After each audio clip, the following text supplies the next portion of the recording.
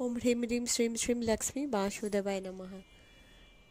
আপনাদের সবাইকে আমাদের পরিবারে সাদর অভ্যর্থনা জানাচ্ছি। আজকে খুবই গুরুত্বপূর্ণ তথ্য প্রদান করছি যে নির্জলা একাদশীর দিন একটুও জল তেষ্টা পাবে না। নির্বিঘ্নে আপনারা জল ছাড়াই ব্রত সম্পন্ন করতে পারবেন। কিভাবে? প্রথমেই বলে রাখি যে রোদে একদম বেরোবেন না। রোদে বেরোলে ডিহাইড্রেশনের একটা সমস্যা থেকেই যায়, অতিরিক্ত ঘাম বা জল তেষ্টা পাওয়ার সম্ভাবনা থাকে। তাই একদমই রোদে বেরোবেন না। রোদে বেরোলে কিন্তু আপনার জলের পিপাসা একটা লাগবে, সেটা আপনি সেখান থেকে বিরত হতে পারবেন না। দ্বিতীয় নাম্বার হচ্ছে যে ঘরে থাকার চেষ্টা করুন এবং মনে মনেই ভজন করুন বা ভগবানের সামনে ভজন করুন, নাম গান করুন, জপ করুন। যখন মনে হবে যে আর পারছেন না, খুব জল তেষ্টা পেয়েছে, তখন আপনি ভগবানের সামনে গিয়ে শ্রীহরিকে স্মরণ করে, নারায়ণকে স্মরণ করে রামরক্ষা স্তোত্রম বা গজেন্দ্র মোক্ষ স্তোত্রম বা যে কোনো স্তুতি, শ্রীহরির যে কোনো স্তুতি আপনি করুন। আর এই স্তুতি করতে গেলে কি করতে হবে? আপনাকে আচমন করতে হবে।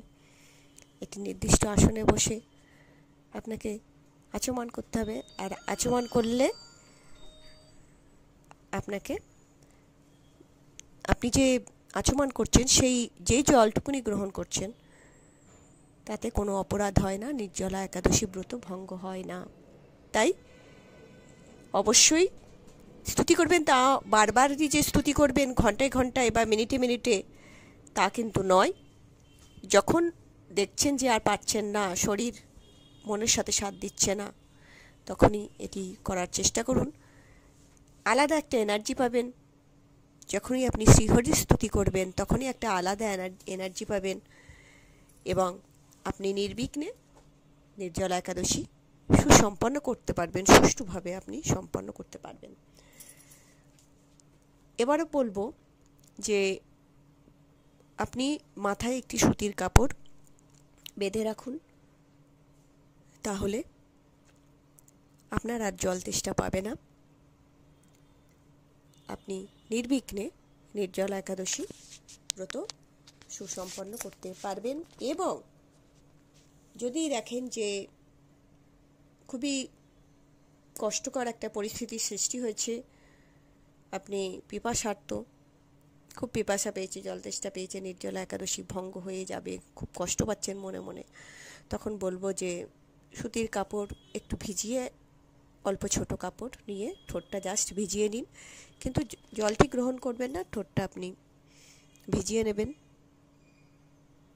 এই প্রক্রিয়া করলে দেখবেন যে আপনি ডিহাইড্রেশনের শিকার হচ্ছেন না, আপনার জল তেষ্টা পাচ্ছে না এবং আপনি স্নান করতে পারেন।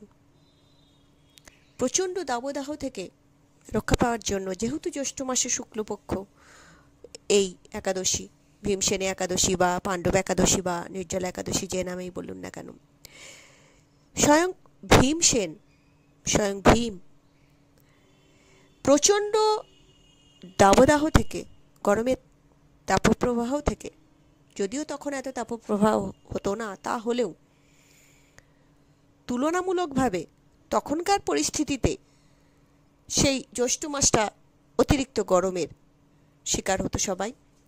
তাই সেই গরম থেকে রক্ষা পাওয়ার জন্য স্বয়ং ভীমসেনও কী করেছিলেন? জলধারায় স্নাত হয়েছিলেন, প্রচুর জলধারায়। তাই স্নান করে নিন, তাহলেও ডিহাইড্রেশনের শিকার হবেন না, আপনার জল তেষ্টা পাবে না।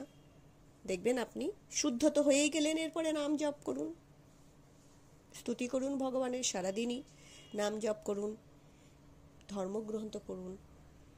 এই পদ্ধতি যদি আপনি অ্যাপ্লাই করেন, আপনি এই স্নান আপনি 3 বারও করতে পারেন, কোনো অসুবিধা নেই। এবং এই যে আচমনের কথা বললাম, এই পদ্ধতিটি অ্যাপ্লাই করে দেখুন, নির্জলা একাদশী সুষ্ঠুভাবে আপনি পালন করতে পারবেন, সে যতই দাবদাহ হোক না কেন। যাদের বাড়িতে এসি আছে বলবো এসির মধ্যে থাকার চেষ্টা করবেন, কম কথা বলবেন, অবশ্যই দেখবেন ভালো ফলাফল পাবেন। আপনারা সবাই খুব ভালোভাবে নির্জলা একাদশী পালন করুন।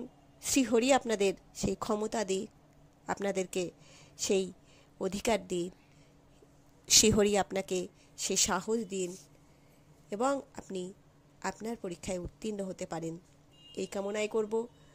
সর্বে ভবন্তু সুখিনঃ, সর্বে সন্তু নিরাময়া। সবাই ভালো থাকবেন, সবাই সুস্থ থাকবেন এবং সুষ্ঠুভাবে এই নির্জলা একাদশী ব্রত পালন করতে পারবেন শ্রীহরির কৃপায়, এটিই কামনা করব।